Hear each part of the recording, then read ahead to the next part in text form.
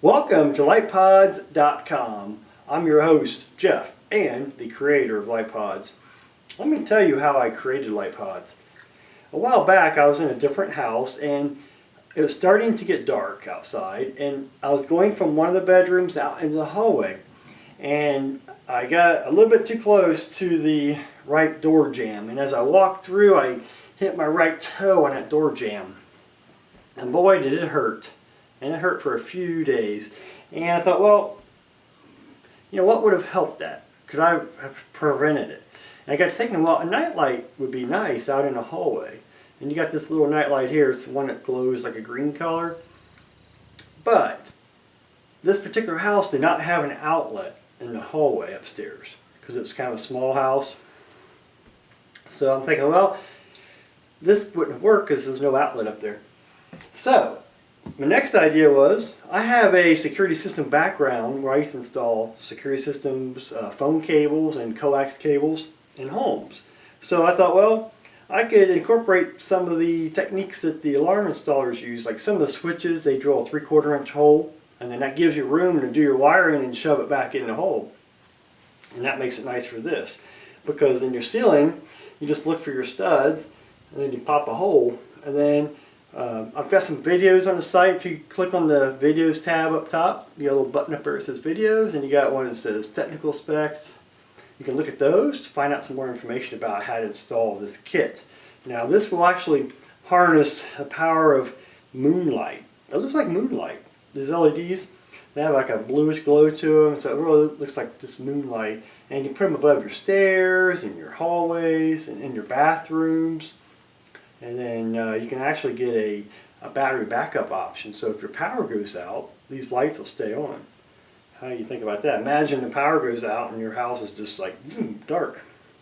And it's also a good idea to put these like above your sump pump, above your breaker box. I've got one on my front porch.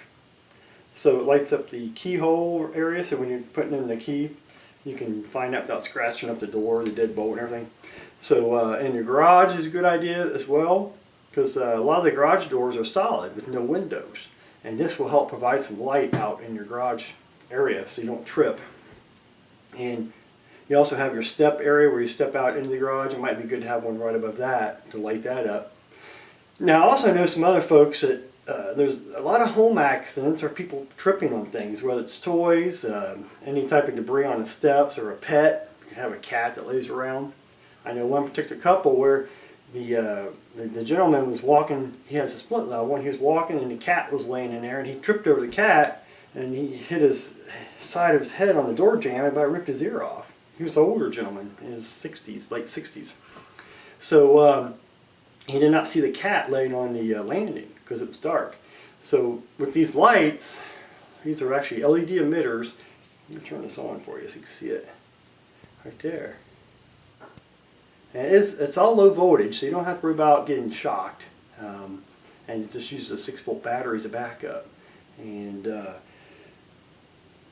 if you want to add safety, convenience to your home, I mean, you can go with this nightlight with the plug-in, but kids are curious, and kids might be trying to play with it. Pets can do it too. You play with it. If they pull the nightlight out enough to expose the two blades, that's a very dangerous situation.